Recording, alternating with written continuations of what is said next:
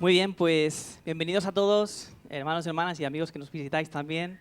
Lo que hacemos nuevamente ahora es hablar de algo de la Biblia, ¿no? Y en tiempos de Navidad lo que estamos haciendo es ver cuáles son los beneficios que ha traído la Navidad para aquellos que somos cristianos, ¿no? Y que hemos depositado nuestra confianza en Cristo. Así que estamos viendo algunos de los beneficios y estamos llamándoles regalos, ¿no? Estamos viendo diferentes regalos de esta Navidad y el regalo que vamos a ver hoy es el regalo del perdón.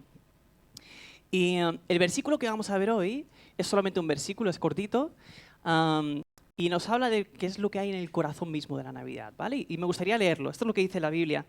Es el momento en el que el ángel habla con José y le dice acerca de María lo siguiente. Le dice, y dará a luz un hijo y le pondrás por nombre Jesús, porque él salvará a su pueblo de sus pecados.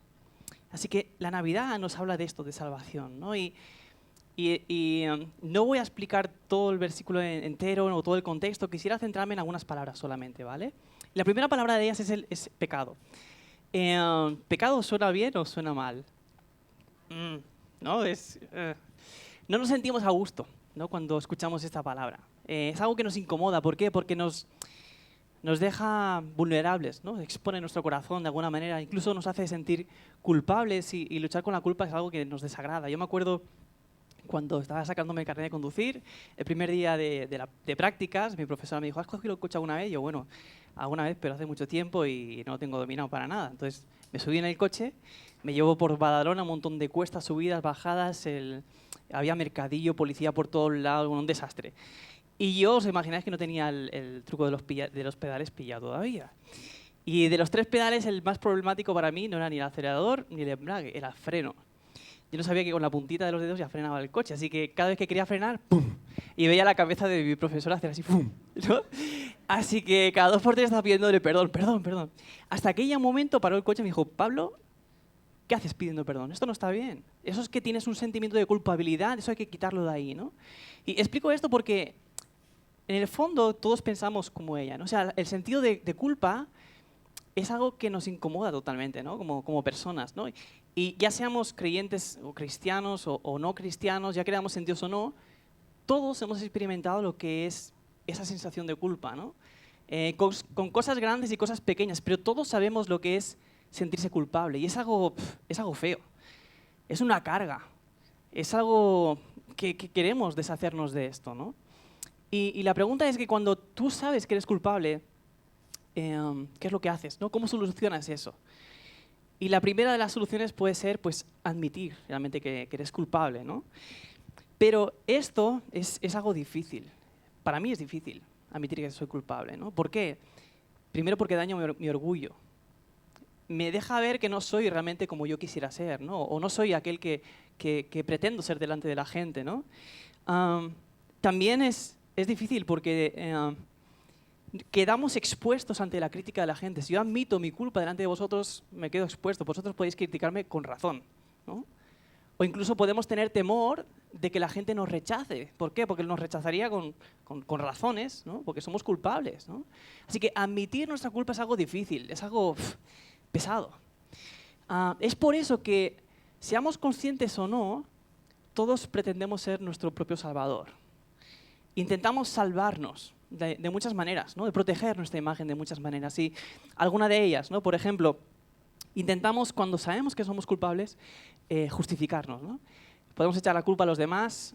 Yo suelo echar la culpa a las circunstancias, ¿no? Y de manera que cuando mi mujer me llama la atención por algo, y pues la respuesta es que estoy cansado, es que estoy agobiado, estoy muy nervioso, me duele la cabeza. O sea, ¿todo eso me permite tratarla mal, hablarle mal? No. Pero me excuso de esa manera, ¿no? Otra manera de salvarnos, de protegernos ante nuestra culpa es mostrar de nosotros lo que queremos, ¿no? Fijaos que cada uno de nosotros hablamos de nosotros, pero hasta cierto punto. No mostramos todo lo que somos, ¿no? Esto podemos verlo en las redes sociales, ¿no? En las redes sociales nunca vas a ver la discusión con tu pareja, ¿no? No vas a publicar eso. ¿Qué vas a publicar? Que los dos estáis tomando un café tranquilamente, con una sonrisa y los niños portándose bien en la mesa, ¿no? ¿Por qué? Porque nosotros escogemos qué es lo que queremos que los demás sepan. Así que es otra manera de protegernos, ¿no? De salvarnos, ¿no? Nosotros decidimos hasta qué punto hablar de nosotros mismos. Otra solución puede ser intentar lidiar con nuestra culpa haciendo buenas obras, ¿no? De manera que intentamos compensar la balanza, ¿no? Pues he fallado, sí. La típica imagen que se ve en las películas, ¿no? Discute un matrimonio, el marido se va y vuelve con un ramo de flores, ¿no? Intentas hacer algo para merecer el perdón, pero sabes que eres culpable, ¿no? Entonces, es otra manera, ¿no? Intentar hacer cosas para solucionar lo que has hecho. Y la última solución quizás es más común en el mundo occidental. Es cambiar las reglas del juego. Por ejemplo, ¿de dónde viene esta culpa? Pues muchos dicen que la culpa viene por la religión o la sociedad, que es la que establece las normas, de manera que si tú no cumples esas normas, pues te sientes culpable. Pero ¿qué pasa si yo doy la vuelta a la cosa?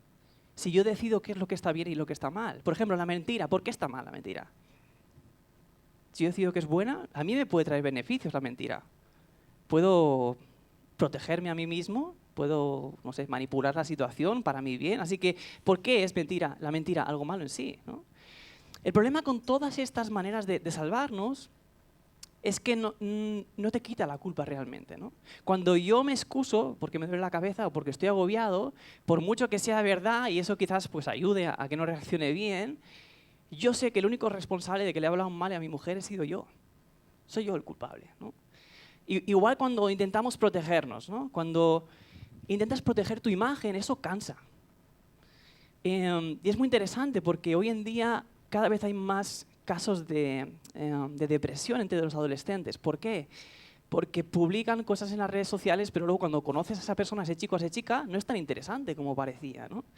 Así que es difícil eso. De hecho, cuando te proteges continuamente y no eres capaz de ser vulnerable, de decir, mira, soy así, lucho con esto en mi vida, no sabes, no tienes seguro de si los demás te aman a ti o si aman la versión que tú das de ti mismo, ¿no? Así que es algo que no te hace feliz. Tienes que estar protegiéndote totalmente, todo el rato, y eso crea desesperación también.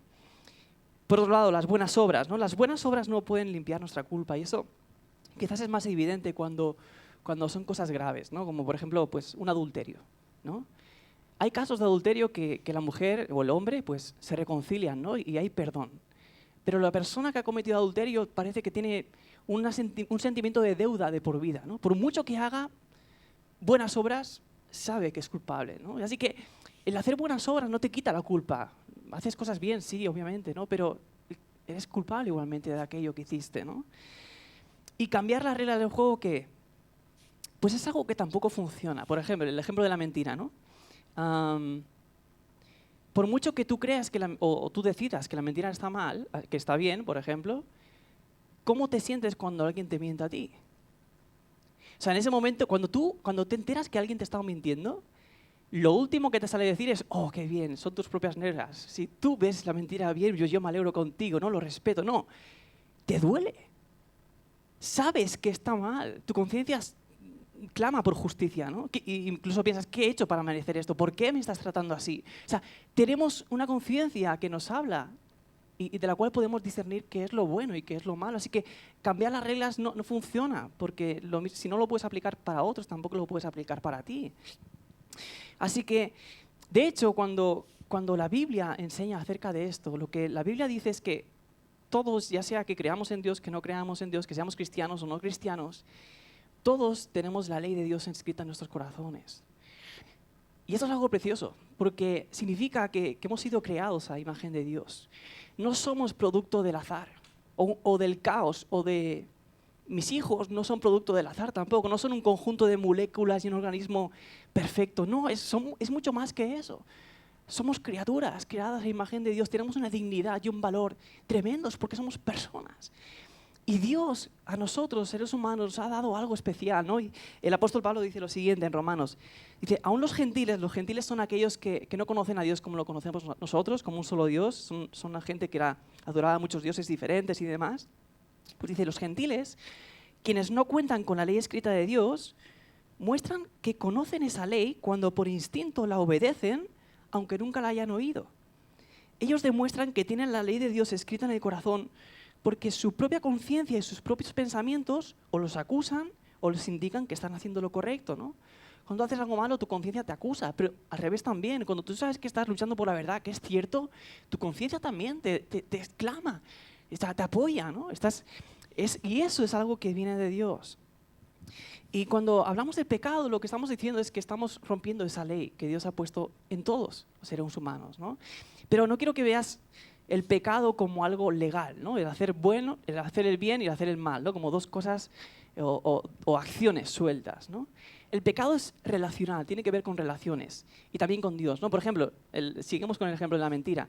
Cuando alguien te miente, lo que te duele no es que haya dicho una mentira, es que te la ha dicho a ti, que te ha mentido a ti. Eso es lo que te duele, eso es lo que afecta a la relación y se puede romper la relación, ¿no? Es algo relacional, el pecado tiene que ver con nuestras relaciones. Y lo mismo con Dios. Lo que dice la Biblia es que nuestro pecado ha roto nuestra relación con Dios. Hemos pecado con aquel que ha establecido, que nos ha creado, que ha establecido su ley en nuestros corazones, que sabe lo que es perfectamente bueno, lo que es malo para nosotros también. Así que el pecado tiene que ver con toda esa rebelión. Ahora, el texto que hemos leído hoy, el versículo, nos habla de algo que es radicalmente diferente. Nos habla de un Salvador. Y lo que significa eso es que no somos nosotros quienes nos salvamos. No somos nosotros, es alguien que viene a salvarnos. Dice el versículo que Él salvará a su pueblo de sus pecados, ¿no? Así que esta es la buena noticia. Y es que lo que vemos es que en la Navidad es que Dios está dispuesto a asumir todas las consecuencias para perdonarnos. Y lo que nos recuerda la Navidad es que el Dios de la gloria, aquel que es santo, aquel que es el juez, es el que viene a hacerse con nosotros para perdonarnos.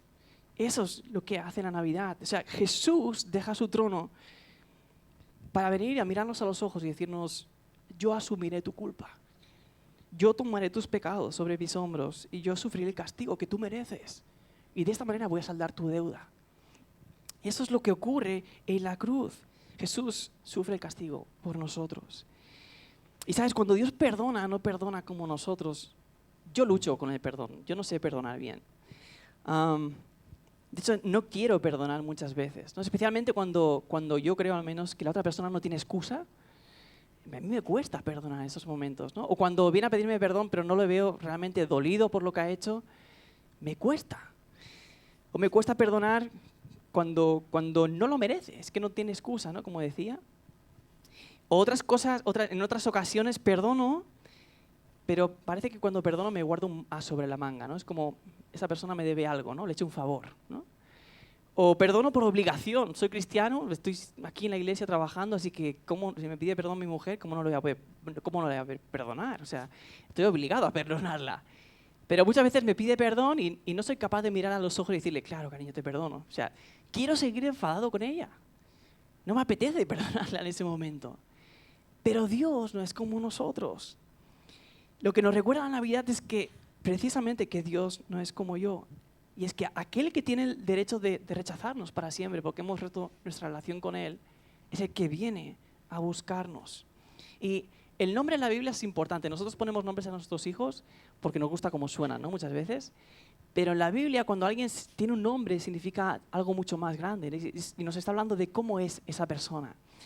Y eso con Jesús toma una relevancia muy fuerte, ¿no? ¿Por qué? Porque Él es Jesús, es decir, Dios salva. Y eso nos habla de cómo es su corazón. Jesús, su corazón es un corazón que desea salvar, que ama salvar. Es así Él, así es su corazón. No lo hace a regañadientes, no lo hace por obligación, lo hace porque le nace hacerlo. Es lo más natural para Él, venir a salvar, acercarse a personas que fallamos como yo.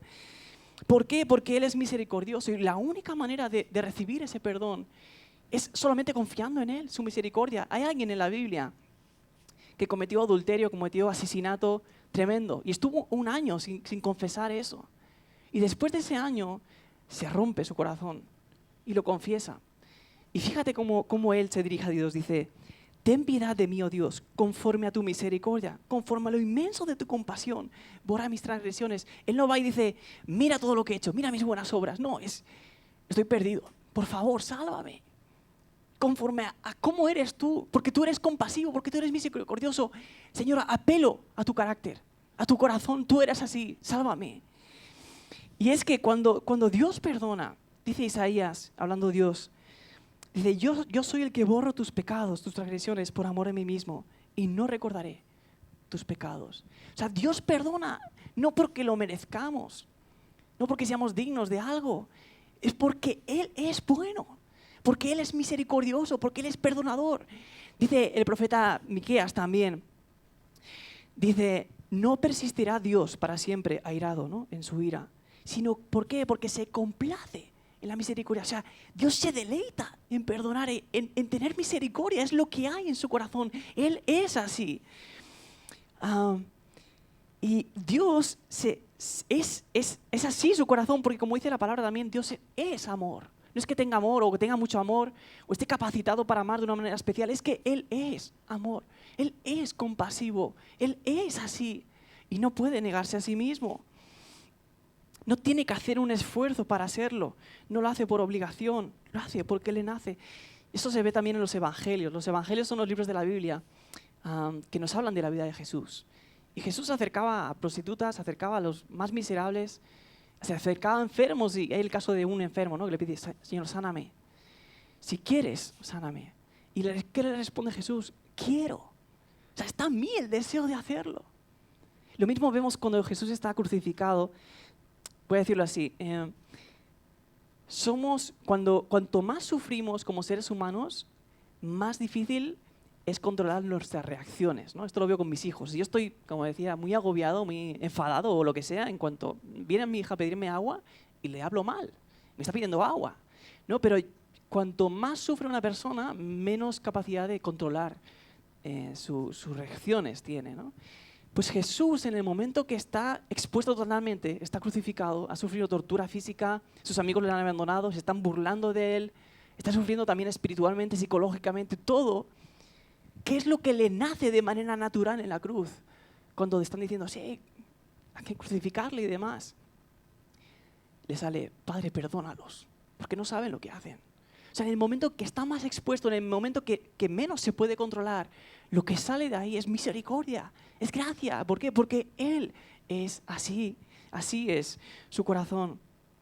Así que Cristo nos perdona, y cuando nos perdona dice, sí, has pecado contra mí, pero yo no quiero que tú sufras. Yo pago la deuda y yo sufro las consecuencias de tu pecado porque te amo, porque soy así. Así que la buena noticia de la Navidad es que puedes ser tú mismo. Dios conoce las zonas más oscuras de nuestro corazón, pero nos ama, porque nos ama a nosotros, no la versión que demos. Nos ama a nosotros. Y precisamente es cuando confesamos quiénes somos en realidad delante de Dios, que obtenemos su perdón. Y esto no es algo, es algo real, es lo que quiero decir. De la misma manera que uno sabe cuando es culpable y se siente culpable, y todos hemos experimentado esto, y lo experimentaremos tarde o temprano, de la misma manera el perdón de Dios es algo real. El mismo David, que había cometido adulterio, asesinato y demás, en el momento que confiesa a Dios su pecado, escribe un salmo. Esos salmos son canciones, son oraciones a Dios. Y no hace una gran introducción. Directamente el salmo, fíjate cómo empieza. Dice, cuán bienaventurado, es decir, cuánta alegría tiene aquel cuya transgresión es perdonada, cuyo pecado es cubierto. Cuánta alegría tiene al hombre aquel a quien el Señor no culpa de iniquidad. O sea, David está saltando de alegría. ¿Por qué? Porque ha recibido el perdón de Dios, es algo real para él. No está hablando de religión, no está hablando de otra cosa, de teología siquiera. Está hablando de una experiencia real. Y eso es lo que también podemos sentir y recibir en Cristo cuando confesamos nuestro pecado. El perdón de Dios es un perdón personal que cubre tu culpa. ¿Por qué? Porque tu deuda ya ha sido pagada en la cruz. Por eso eres libre totalmente. Ya has sido perdonado. Esa es la realidad de la Navidad. Por eso cantamos en Navidad, por eso nos gozamos, por eso lo celebramos, porque es una realidad. Ya somos libres. Cristo ha pagado por nosotros, así que todo aquel que se acerca con fe, confiando en Jesús, recibe el perdón y tiene esta experiencia. La Biblia está llena de experiencias. Personas como David o otros como el apóstol Pablo escriben cosas como lo siguiente. Dice, a tu diestra hay deleites para siempre, o sea, hay gozo, hay alegría para siempre. En tu presencia hay plenitud de gozo. Fuera de ti nada deseo en la tierra, ¿no? O todas las cosas las tengo por basuras, por el incomparable valor de conocer a Cristo. Conocer no es saber de alguien, sino conocerle personalmente. Eso supera cualquier cosa. Así que la Navidad nos restaura la relación con Dios. Restaura, y el que toma la iniciativa es Dios. que viene a buscarnos. Y sabes, Dios, cuando te ha perdonado completamente. Y su rostro, cuando te mira, no es de decepción, aunque sabe que sigues pecando, que sigues fallando. Él está satisfecho en ti, porque tu culpa ya ha sido pagada. Él te ha limpiado. Y esa es la realidad de la Navidad. Dios viene a buscarnos y ofrece perdón para todo el que cree. Así es Dios, así es Él. Y por eso lo celebramos.